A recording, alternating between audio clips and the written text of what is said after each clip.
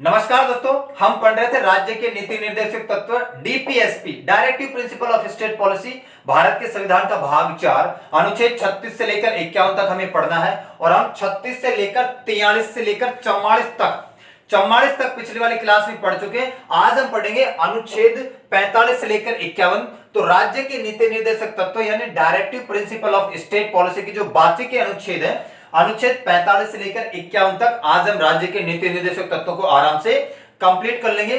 सबसे पहले हम देखते हैं अनुच्छेद 45। एक बार सभी बच्चे याद कर लो कि राज्य के नीति निर्देशक तत्वों का मतलब यह है, राज्य के नीति निर्देशक तत्वों के लिए राज्य ये अधिकार देने के लिए बाध्य नहीं है, वो उसकी मर्जी है, चॉइस है, वो ये अधिकार हमें दे या ना दे, उसकी चॉइस के ऊपर है। हमारा राज्य बाध्य नहीं है और किसी न्यायालय द्वारा इनको जबरदस्ती लागू करवाया भी नहीं जा सकता। हम लोग न्यायालय में जा ही नहीं सकते, ये कह ही नहीं सकते कि राज्य हमें ये अधिकार नहीं दे रहा है। कहां से कहां तक? 36 से लेकर 51 तक, क्योंकि इनका नेचर साफ साफ लिखा हुआ है, गैर न्यायोचित है, नॉन जस्टिसेबल है। किसी भी न्यायालय द्वारा इनको जबरदस्ती लागू नहीं करवाया जा सकता।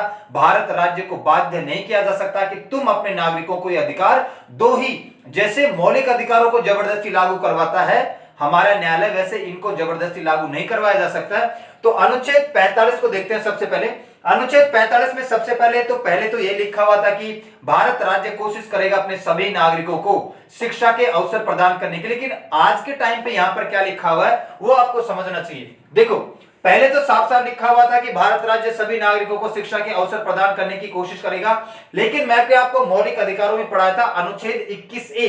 अनुच्छेद 21A में मैंने आपको पढ़ाया था कि भारत राज्य 6 से 14 वर्ष के बच्चों को 6 से 14 वर्ष के बच्चों को निःशुल्क और अनिवार्य शिक्षा प्रदान करेगा। India state will provide free and compulsory education to the children between the age of 6 to 14 years. और ये 86वें संविधान 2002 के माध्यम से किया गया था। 86वां संविधान संशोधन 2002 किया जाता है भारत के प्रधानमंत्री अटल बिहारी वाजपेयी के द्वारा। और 6 से 14 साल के बच्चों को शिक्षा का अवसर प्रदान किया जाएगा, फ्री और कंपलसरी एजुकेशन दी जाएगी। और नया अनुच्छेद ऐड किया जाता है 21A। तो 6 से 14 साल के बच्चों का काम तो यहां से हो गया, इनको तो मौलिक अधिकारों हम ले चुके हैं। लेकिन अब यहां पर लिखा हुआ है, अब बच्चे हैं 0 से 6 साल के बच्चे, तो अब यहां पर लिखा हुआ है कि 0 से 6 वर्ष के बच्चों की बचपन की देखभाल और उन्हें शिक्षा के अवसर प्रदान करेगा भारत राज्य। भारत राज्य कोशिश करेगा 0 से 6 साल के बच्चों की अर्ली चाइल्डहुड केयर, बचपन की देखभाल और उन्हें शिक्षा के अवसर, अपॉर्चुनिटी ऑफ एजुकेशन प्रदान करने की कोशिश करेगा। क्योंकि 6 से 14 साल के बच्चे मौलिक अधिकार में जा चुके हैं, अनुच्छेद 21A ऐड किया जा चुका है। यह भी कब किया गया था? 86वां संविधान संशोधन 2002 के माध्यम से। और इसी में 86वें संविधान संशोधन 2002 में यहां पर जो नई लाइन ऐड की है वो ये की है कि 0 से 6 साल के बच्चों की बचपन की देखभाल और उन्हें शिक्षा के अवसर सुनिश्चित करेगा भारत राज्य। और देखो, भारत राज्य ये करने के लिए बाध्य नहीं है, फिर भी भारत राज्य बहुत कुछ करता है। आए दिन भारत राज्य को गाली देते रहते हैं। देखो, हमारी बचपन की देखभाल, बचपन में बच्चा पैदा होते दुनिया भर के टीके लगते हैं, ठीक है, BCG का टीका, तपेदी का टीका, कुष्ठ रोग का टीका। क्या भारत राज्य हमसे पैसा लेता है? बिल्कुल नहीं लेता, फ्री में लगाता है। क्यों कर रहा है वो? क्योंकि उसको अपने बच्चों की बचपन की देखभाल करनी है, ठीक है। उसके अलावा पोषण, मिड डे मील आपने देखा होगा हमारे सरकारी स्कूलों में, ठीक है। Mid day meal, mid day का मतलब होता है दोपहर का खाना, फ्री और कंपलसरी कर रखा है। पूरा का पूरा पैसा भारत राज्य लगाता है, हमसे कुछ भी नहीं लेता। इसके अलावा स्वच्छ जल प्रोवाइड करवाना, अच्छा प्रदूषण, अच्छा माहौल देना बच्चों को। आंगनबाड़ी के अंदर आपको पता है कि दुनिया भर की चीजें, साबुन, तेल, पंजीरी, अगरबत्ती, पता नहीं क्या क्या मिलती है, ठीक है। तो भारत राज्य बाध्य नहीं है करने के लिए, अपने बच्चों की देखभाल करने के लिए, फिर भी वो करता है क्योंकि उसकी जिम्मेदारी है। क्योंकि संविधान ने ऐसा निर्देश दिया कि जिस दिन जिस दिन तुम इतने सक्सेस हो जाओ, इतनी कैपेसिटी हो जाए, तुम्हारी इतनी क्षमता आ जाए, तुम्हारे खजाने में इतना पैसा आ जाए, अपने बच्चों की देखभाल पर ध्यान देना। इसलिए भारत राज्य हमारे बच्चों की देखभाल पर, यानी 0 से 6 साल के बच्चों की बचपन की देखभाल करता है और उन्हें शिक्षा के अवसर प्रदान करता है। आंगनबाड़ी के अंदर बहुत ज्यादा सुविधाएं हैं, ठीक है। जो बच्चे कुपोषण के शिकार है, मां का दूध सही तरीके से नहीं पीते हैं, उनकी भी देखभाल की जाती है। उसके अलावा ये सब तो भारत राज्य करता ही है। तो भारत राज्य बहुत कुछ करता है, भारत राज्य को ज्यादा कोसने की जरूरत नहीं है। तो 6 से 14 साल के बच्चे तो फंडामेंटल राइट में चले गए, निःशुल्क और अनिवार्य शिक्षा, और यहाँ पर लिखा हुआ है 0 से 6 साल के बच्चों की बचपन की देखभाल करेगा भारत राज्य, और वो करता भी है। अनुच्छेद 46 में क्या है? अनुच्छेद 46 बहुत इंपॉर्टेंट है तो सिंपल सा लेकिन बहुत इंपॉर्टेंट है। अनुच्छेद 46 में कि जो एसटी एससी है, एससी का मतलब होता है अनुसूचित जाति, एसटी का मतलब होता है अनुसूचित जनजाति, या इनके अलावा जो समाज का कमजोर वर्ग है, पिछड़ा वर्ग है, तो भारत राज्य कोशिश करेगा एसटी एससी या जो समाज का वीकर सेक्शन ऑफ सोसाइटी है, समाज का अभी भी जो कमजोर वर्ग पीछे छूट गया है, उसके सामाजिक और आर्थिक विकास के लिए, उसके सोशल और इकोनॉमिक डेवलपमेंट के लिए वो विशेष प्रावधान बनाएगा, स्पेशल प्रोविजन बनाएगा। तो भारत राज्य को निर्देश मिला हुआ है कि एसटी एससी या समाज का वो कमजोर वर्ग जो अभी भी पिछड़ा हुआ है, उसको सामाजिक रूप से आगे लाने के लिए, आर्थिक रूप से आगे लाने के लिए विशेष प्रावधान बनाए जा सकते हैं। इसका बेस्ट एग्जांपल है आपका अनुच्छेद 16 भी इसका एग्जांपल है, आरक्षण दे रखा है। एसटी एससी शुरू से पीछे है सामाजिक और आर्थिक रूप से, तो इनको बराबर लाने के लिए आरक्षण दे रखा है। और इसका लेटेस्ट एग्जांपल है जो ईडब्ल्यूएस को 10% का आरक्षण दिया है। इकोनॉमिकली वीकर सेक्शन, जो भी आर्थिक रूप से पिछड़ा वर्ग है, उसको 10% का आरक्षण दिया है। क्यों दिया है भारत राज्य ने? क्योंकि अभी भी इनका विकास हो नहीं पाया है, अभी भी इनका सही तरीके से रिप्रेजेंटेशन सरकारी नौकरियों में नहीं है, तो इनको हम 10% रिजर्वेशन दे रहे हैं। उसके अलावा अनुच्छेद 47 क्या कहता है? अनुच्छेद 47 देखो बहुत इंपॉर्टेंट है। अनुच्छेद 47 में लोगों का लोक स्वास्थ्य सुधारना है और उनका जीवन स्तर में सुधार करना है, ठीक है। पब्लिक हेल्थ इंप्रूव करनी है सिटीजन्स की, नागरिकों की, और उनका जीवन स्तर को, जो उनका लिविंग स्टैंडर्ड है, उनको इंप्रूव करना है। करेगा कैसे भारत राज्य? करेगा वो ऐसे, वो मदिरा बैन करेगा, ठीक है, वो मदिरा या दारू बैन करेगा, वो गुटखा पानी बैन करेगा, वो दुनिया भर की जो ड्रग्स होती है, जो आए दिन लत लगती है बच्चों में, उसको प्रतिबंध करेगा। अब देखो, ये जो गांधी जी के 3 बंदर आपने देखा होगा, अक्षय कुमार, अजय देवगन, शाहरुख खान, ये गांधी जी के 3 बंदर, इन 3 बंदरों ने बेड़ा गर्क कर रखा देश का। मतलब इनके पास इतना पैसा है, फिर भी इनका पेट भरता नहीं है, फिर भी गुटखे का प्रचार करेंगे। तो देखो, गुटखे का प्रचार और मदिरा का प्रचार भारत राज्य में प्रतिबंधित है, बैन है। आप डायरेक्ट गुटखे का प्रचार या मदिरा का प्रचार कर नहीं सकते, लेकिन करते क्या है लोग? गुटखे के रूप में इलायची का प्रचार करते हैं, सेम टू सेम पैकेट बनाएंगे, ठीक है। विमल इलायची का भी पैकेट बनाएंगे और विमल गुटखे का भी पैकेट बनाएंगे, प्रचार करेंगे इलायची का, अक्षय कुमार फाड़ेगा पन्नी को, और जनता बावड़ी या बेवकूफ खाएगी क्या? गुटखा। वैसे डायरेक्ट आप शराब का भी प्रचार नहीं कर सकते भारत राज्य में। करते किसका प्रचार है? सोडा का प्रचार करते हैं कि हम सोडा बेच रहे हैं, और जनता बावड़ी पीती क्या है? दारू पीती है, ठीक है। तो भारत राज्य के अंदर राज्य कोशिश करेगा लोक स्वास्थ्य सुधारने की, पब्लिक हेल्थ को इंप्रूव करने की, सुधारने की, और इनके जीवन स्तर को, इनके लिविंग स्टैंडर्ड को इंप्रूव करने की। तो जैसे बिहार राज्य है, अब बिहार राज्य दारू बैन कर रहा है, तो बिहार राज्य क्या हवाला देता है? बिहार राज्य कहता है कि मुझे, हमारे संविधान ने निर्देश दिया है, अनुच्छेद 47 ने निर्देश दिया है कि मैं लोगों का जीवन स्तर सुधारने के लिए, उनका लिविंग स्टैंडर्ड इंप्रूव करने के लिए मदिरा को, शराब को बैन करता हूं बिहार में। हम कुछ नहीं करते, क्यों? क्योंकि राज्य के नीति निर्देशक तत्वों में लिखा हुआ है ये गैर न्यायोचित है। हम इस बात को लेकर न्यायालय में नहीं जा सकते कि भाई दारू बैन कर दिए, क्यों दारू बैन कर दिए, नहीं जा सकते, क्योंकि इनका नेचर है गैर न्यायोचित। सोच के देखो, अगर ये बात कहां पर लिखी होती? मौलिक अधिकारों में, फंडामेंटल राइट में, और फंडामेंटल राइट में लिखी होती, और अगर शराब बैन कर देते तो सारे के सारे दारू घोड़े कहां पहुंच जाते? कोर्ट में कि साहब हमारे मौलिक अधिकारों का उल्लंघन है। तो बड़ी सावधानी से इसको यहीं पर रखा गया है। तो मदिरा को बैन करना, गुटखे को बैन करना, ड्रग्स को बैन करना, ये अनुच्छेद 47 के अंतर्गत आता है, ताकि हम नागरिकों का जो लिविंग स्टैंडर्ड है उसको इंप्रूव किया जा सके, सुधारा जा सके। और ये गांधी जी को 3 बंदर है, इनके लिए हमेशा गाली निकलती है, शाहरुख खान, अजय देवगन और आपका अक्षय कुमार। ये लोग इलायची का प्रकार करते हैं, जनता बावड़ी गुटखा खाती है, ठीक है। इसके अलावा संजय दत्त सोडे का प्रचार करता है, जनता बावड़ी दारू पीती है, और ड्रग्स का, इनको बैन करने का राज्य को निर्देश मिला हुआ है। हम इसको बैन होने पर कोर्ट में नहीं जा सकते कि साहब सरकार ने बैन कर दिया। क्यों? क्योंकि राज्य के नीति निर्देशक तत्वों में इनका जिक्र है, ना कि मौलिक अधिकारों में। मौलिक अधिकारों में इनका जिक्र होता तो हम कब के कोर्ट में पहुंच जाते, और हम क्या दारू खोड़े पहुंच जाते? हम थोड़ी पहुंच जाते। आगे बढ़ते हैं भाई। अगला देखो, अनुच्छेद 48 क्या है? अनुच्छेद 48 बहुत इंपॉर्टेंट है।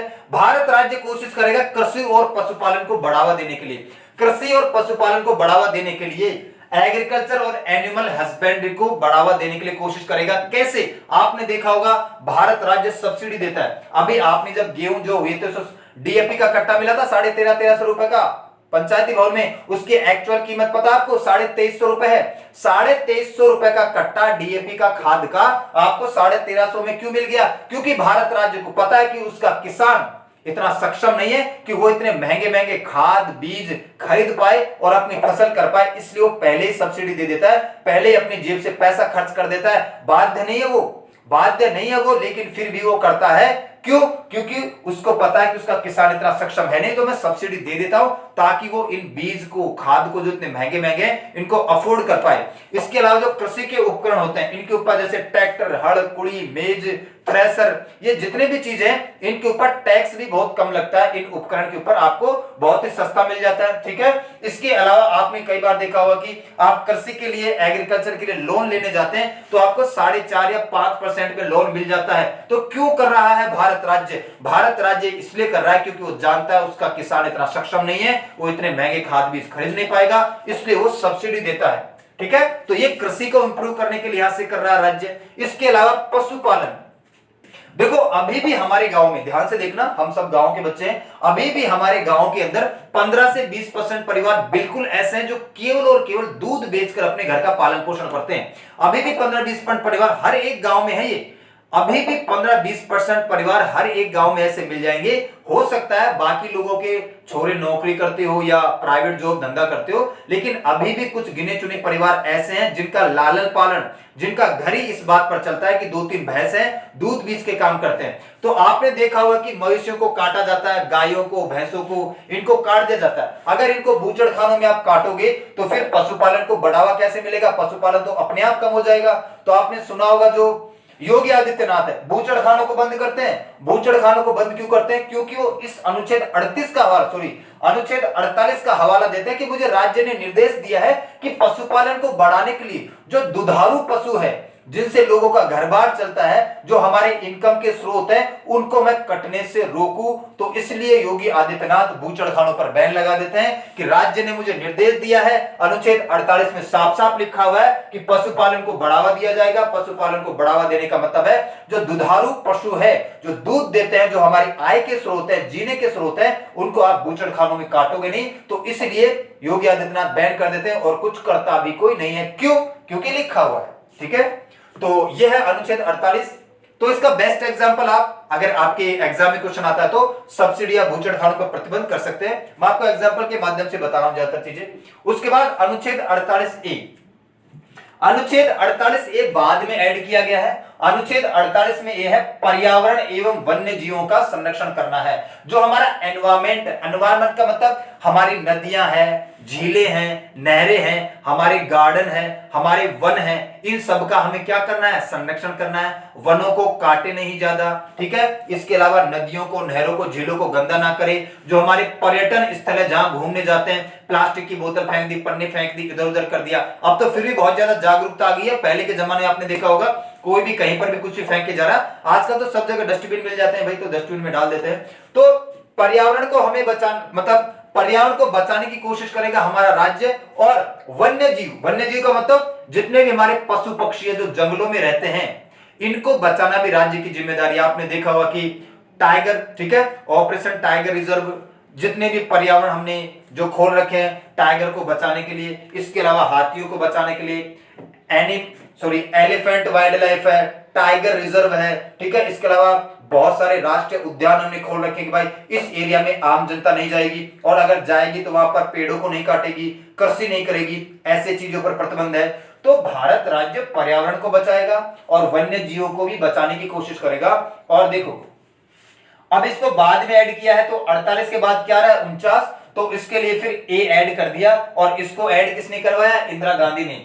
42वां संविधान संशोधन अधिनियम 1976 के माध्यम से अनुच्छेद 48A को ऐड करवाया गया इंदिरा गांधी के द्वारा, और इसमें कहा गया कि भारत राज्य पर्यावरण और वन्य जीवों का संरक्षण करेगा, प्रोटेक्ट करेगा एनवायरमेंट और वाइल्ड लाइफ को। उसके बाद अनुच्छेद 49 की तरफ चलते हैं। अनुच्छेद 49 क्या कहता है कि जो राष्ट्रीय महत्व की इमारत है, स्मारक है या हेरिटेज है। इमारत मतलब, ठीक है, राष्ट्र महत्व की इमारत, जो भी 100 साल से पुरानी बिल्डिंग है वो क्या बन जाती है, स्मारक या इमारत बन जाती है। तो जो भी राष्ट्र महत्व की बिल्डिंग है हमारे स्मारक है और हमारी विरासत है, हमारे महल है, मार्केट है, मस्जिद है, मंदिर है, ठीक है, लाल किला है, जितने भी हमारी राष्ट्रीय महत्व की इमारतें हैं, स्मारक है, हमारी जो विरासत है, उनका क्या करना है, हमें संरक्षण करना है। और हमें किसका, राज्य को संरक्षण करना है। तो भारत राज्य इमारतों का, स्मारकों का, विरासतों का संरक्षण करेगा, प्रोटेक्ट करेगा। देखो शुरुआत में जब 1947 में भारत राज्य आजाद हुआ था, ये सब करने के लिए वो सक्षम नहीं था, इतना खजाने में पैसा नहीं था। आज बहुत ज्यादा करता है क्योंकि वो सक्षम है, खजाने में पैसा है, और यही उसको निर्देश मिला हुआ कि तुम बाध्य तो नहीं हो। हमारे संविधान ने यही निर्देश दिया कि भारत राज्य तुम बाध्य नहीं हो करने के लिए, लेकिन जब भी तुम्हारे खजाने में पैसा आ जाए, तुम्हारी इतनी क्षमता हो जाए, कैपेसिटी हो जाए, तो इन सभी चीजों का संरक्षण करना, इनको बचाना भारत राज्य को निर्देश मिला हुआ है। तो अब भारत राज्य बहुत काम करता है, ठीक है। आए दिन प्रधानमंत्री नरेंद्र मोदी कोई ना कोई कॉरिडोर का उद्घाटन करते रहते हैं, या किसी न किसी किले की, मंदिर की, मस्जिद की कोई ना कहीं पर मरम्मत होती रहती है। क्यों? क्योंकि भारत राज्य के पास पैसा है, वो अपनी विरासत को, अपनी हेरिटेज को बचा रहा है। तो यहाँ पर अनुच्छेद 49 में हमारी विरासत को, हमारे स्मारकों को और हमारी इमारतों को संरक्षण करने का प्रावधान राज्य की जिम्मेदारी है। कई बार आपने देखा होगा कि मंदिर के पीछे या महल के पीछे चले गए, पत्थर से रगड़ रगड़ के नाम लिख दिया कि जब तक ये मंदिर महल रहेगा मेरा नाम रहेगा। रे कुछ भी नाम नहीं रहेगा, आगे बढ़ जाओ, फालतू बकवास है। अनुच्छेद 50 क्या कहता है, देखो अनुच्छेद 50 है तो एक लाइन का, लेकिन ये बहुत इंपॉर्टेंट है। अनुच्छेद 50 कहता है कि कार्यपालिका को न्यायपालिका से अलग किया जाएगा। भारत राज्य कोशिश करेगा कार्यपालिका को न्यायपालिका से अलग करने की, सेपरेट करने की। किस किस को? हमारे जो एग्जीक्यूटिव है उसको जुडिशरी से सेपरेट करने की। देखो भारत के अंदर 3 ब्रांच है। एक ब्रांच है जिसको हम क्या कहते हैं, विधायिका है, लेजिस्लेचर। एक ब्रांच है जिसको हम कहते हैं कार्यपालिका है, एग्जीक्यूटिव। और एक ब्रांच है जिसको हम कहते हैं न्यायपालिका है, जुडिशरी।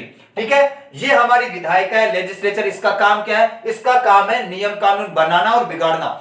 भारत राज्य के अंदर नियम कानून बनाना और बिगाड़ने का काम हमारी विधायिका का है, लेजिस्लेचर का है। इसको विधान मंडल भी कह देते हैं, इसको व्यवस्थापिका भी कह देते हैं। तो आप विधायिका बोलो, विधान मंडल बोलो या व्यवस्थापिका बोलो, इसका काम क्या है? भारत राज्य में नियम कानून बनाना और बिगाड़ना। एक तो हमारी संसद है, सेंट्रल गवर्नमेंट है, लोकसभा, राज्यसभा। इसके अलावा राज्यों के अंदर भी अपनी अपनी विधानसभाएं होती है, वो सारे दिन नियम कानून बनाती है और बिगाड़ती है। तो इसका काम केवल और केवल नियम कानून बनाना है। और ये जो नियम कानून बनते हैं इसको इंप्लीमेंट करवाना, लागू करवाना किसका काम है? हमारी एग्जीक्यूटिव का है। हमारी एग्जीक्यूटिव या जो हमारी कार्यपालिका है, इसका काम क्या है? ये जो नियम कानून है इनको लागू करवाना, और जो नहीं मानेगा उसको पकड़ना भी इसी का काम है। तो इन नियम कानूनों को लागू करवाना और जो नहीं मानेगा उनको पकड़ना। लेकिन इसका काम केवल और केवल इनको लागू करवाना है, उसको पकड़ना है, सजा देना इसका काम नहीं है। सजा देने के लिए हमारे पास तीसरी ब्रांच है और उस ब्रांच का नाम है नियम तोड़ने पर सजा देने का प्रावधान। तो इसको हम कहते हैं न्यायपालिका। तो तीनों की तीनों ब्रांचों का अलग अलग काम है। इसका काम है नियम कानून बनाना, इसका काम है इन नियम कानूनों को लागू करवाना, और इसका काम है इन नियम कानूनों को तोड़ने पर सजा देना। तो यहां पर किया गया कि कार्यपालिका को न्यायपालिका से अलग किया जाएगा। ये जो दोनों है इनको सेपरेट रखा जाएगा, कभी मर्ज ना हो जाए, मिल ना जाए। ऐसा नहीं है कि पुलिस ही पकड़ रही है, पुलिस ही सजा सुना रही है, मैं ही पकड़ रहा हूं, मैं ही सजा सुना रहा हूं, साउथ की मूवी की तरह कि मैं ही मंत्री, मैं ही चोर, मैं ही सिपाही, ठाई ठाई कर दिया, उड़ा दिया। तो जिस दिन पुलिस ही पकड़ने लग जाएगी, पुलिस ही सजा सुनाने लग जाएगी, तो लॉ एंड ऑर्डर बिल्कुल खराब हो जाएगा, पूरा का पूरा देश मछली बाजार बन जाएगा, मतलब शासन व्यवस्था काम नहीं कर पाएगी। तो इसी का प्रावधान है कि कार्यपालिका और न्यायपालिका मिलकर तो काम करे, तरीके से तो काम करे, लेकिन ये मिलनी नहीं चाहिए। ऐसा नहीं है कि कार्यपालिका ही पकड़ रही है, कार्यपालिका ही सजा दे रही है, तो आए दिन फिर हजारों एनकाउंटरों को रोकने वाला बचेगा ही नहीं। ठीक है, वैसे कुछ लोगों का एनकाउंटर हो भी जाना चाहिए। अभी देखो एक लेटेस्ट न्यूज में पढ़ रहा था, साक्षी नाम की बच्ची है, एक साहिल नाम का मुस्लिम लड़का है, उसने 22 से ज्यादा तो चाकू मारे, तब भी उसका मन नहीं भरा और उसके बाद उसने मौत का पत्थर देके उस बच्ची को मार दिया है। ये कल परसों की खबर है। तो देखो इतनी क्रूरता नहीं होनी चाहिए। ठीक है, साक्षी को मार दिया गया है, 22-23 चाकू लगा दिए गए हैं। ठीक है, इतना दर्दनाक वीडियो है, देखा भी नहीं गया है। इसके अलावा पत्थर से सर कुचल दिया गया, और वहां पर जनता आ रही है, जा रही है, कुछ कर ही ना रहा। मतलब किसी को कोई मतलब ही नहीं है, जब तक खुद पर विपदा आ ना पड़े तब तक किसी को कोई मतलब ही नहीं है ठीक है। तो हो क्या रहा है ये देश के अंदर, बच्चे बच्चियां भटक रहे हैं, व्हाट्सएप, फेसबुक, इंस्टाग्राम, मतलब इतना खराब ट्रेंड आ गया आज के जमाने में। सच बताऊं तो बच्चे छोटे गांव से शहर की तरफ आते हैं, चकाचौंध देखते हैं, क्लास में जाते हैं, और जब तक बॉयफ्रेंड ना बनाने तब तक कोई इज्जत ही नहीं है। अरे ये हमारा ट्रेंड नहीं है, बॉयफ्रेंड ना भी बनाओगे ना तो भी जिंदगी कट जाएगी, ठीक है। बॉयफ्रेंड होना चाहिए, बना लो, है उसके साथ रहना है, और फिर छोटी मोटी गलती हो गई तो फिर इधर उधर हरकत कर लेते हैं, ठीक है। तो ऐसा बिल्कुल नहीं होना चाहिए, सुधर के चलो, संभल के चलो। और इसमें कहीं ना कहीं फर्क पड़ता है आपके फैमिली बैकग्राउंड का। Family background is must. आगे बढ़ते हैं भाई, फालतू बातें ये, ठीक है। तो बच्चों को संस्कार देना कभी मत भूलना। संस्कार हटा, दुर्घटना घटी, ठीक है। बहुत ही दर्दनाक वीडियो है, ऐसा होना नहीं चाहिए था। अब बात करते हैं अनुच्छेद 51 क्या कहता है। अनुच्छेद 51 कहता है कि भारत राज्य कोशिश करेगा अंतरराष्ट्रीय शांति और सुरक्षा को कायम करने की, इंटरनेशनल पीस और सिक्योरिटी को मेंटेन करने की कोशिश करेगा। देखो पूरी दुनिया में अंतरराष्ट्रीय शांति और सुरक्षा बनाए रखने का काम किसका है? यूएनओ का, संयुक्त राष्ट्र संघ का नाम सुना होगा। फालतू ऑर्गेनाइजेशन है, आज से 75 साल पहले बनी थी, आज के टाइम पे बिल्कुल ढीली हो चुकी है, ठीक है। इसको हमें रीऑर्गेनाइज करने की जरूरत है। प्रधानमंत्री नरेंद्र मोदी बार बार इसी का तो हवाला देते हैं कि यूएनओ का हमें भी मेंबर बनाओ। जब 1945 में आपने संयुक्त राष्ट्र संघ का गठन किया था, उस वक्त की ताकतें कुछ और थी, और अब कुछ नई ताकतें बन गई, मतलब हम भी ताकत बन गए हैं, हमें भी इसका परमानेंट मेंबर बनाओ। तो पूरी दुनिया में शांति और सुरक्षा बनाने का काम इस ऑर्गेनाइजेशन का है। लेकिन इसके अलावा भारत राज्य को भी निर्देश मिला हुआ कि भारत राज्य भी कोशिश करे, अगर वो पूरी दुनिया में शांति और सुरक्षा बनाए रखने की कोशिश कर सकता है तो। एग्जांपल के तौर पर रूस और यूक्रेन का वार हुआ है।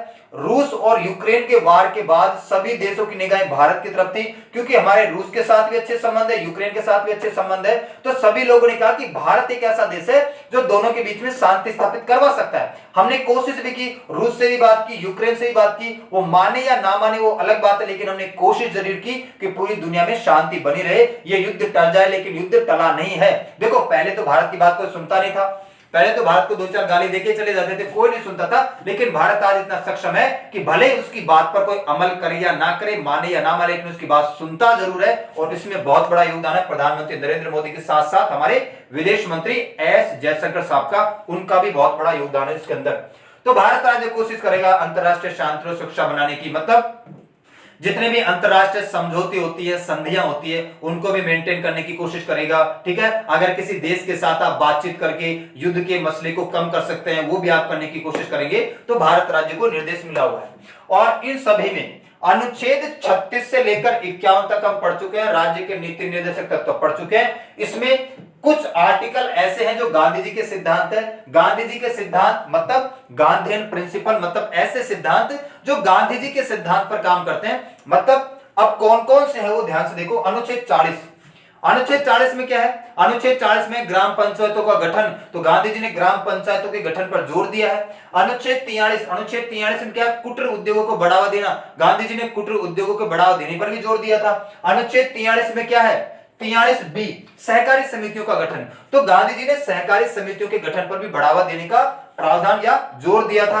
अनुच्छेद 46 में क्या है? अनुच्छेद 46 में क्या है कि जो एसटी एससी या जो समाज का कमजोर वर्ग है, अभी भी जिसका विकास नहीं हुआ है, उसको हमें सामाजिक और आर्थिक रूप से आगे लाने के लिए विशेष प्रावधान बनाने हैं। तो ये भी गांधी जी के सिद्धांत में माना जाता है। अनुच्छेद 47 में क्या है? लोक स्वास्थ्य या लोगों का जीवन स्तर सुधारने के लिए दारू गुटखे पानी से बंद रहना है, वरना मुकेश जैसी हालत हो जाएगी। कौन सा मुकेश? मुकेश पिक्चर हॉल वाला। पिक्चर हॉल में मूवी देखने जाते हैं तो सबसे पहले मुकेश की तस्वीर आती है, तो मुकेश जैसे हालात ना हो जाए, गुटखा को शराब से दूर ही रहो। तो अनुच्छेद 47 में लोक स्वास्थ्य, लोगों के जीवन स्तर को सुधारना है, मदिरा से गुटखा पानी से दूर रहना, ये भी गांधी जी का सिद्धांत है। और अनुच्छेद 48 में क्या है? अनुच्छेद 48 में कृषि एवं पशुपालन को बढ़ावा देना, कृषि एवं पशुपालन को बढ़ावा देना। तो गांधी जी के सिद्धांत में 40, 43, 43 बी, 46, 47 और 48 मतलब ऐसे राज्य के नीति निर्देशक तत्व जो गांधी जी के सिद्धांत पर काम करते हैं, ये आपसे बार बार पूछा जाता है। तो आज की क्लास को यहीं विराम देते हैं, मिलते हैं नेक्स्ट क्लास में, तब तक के लिए सभी को धन्यवाद।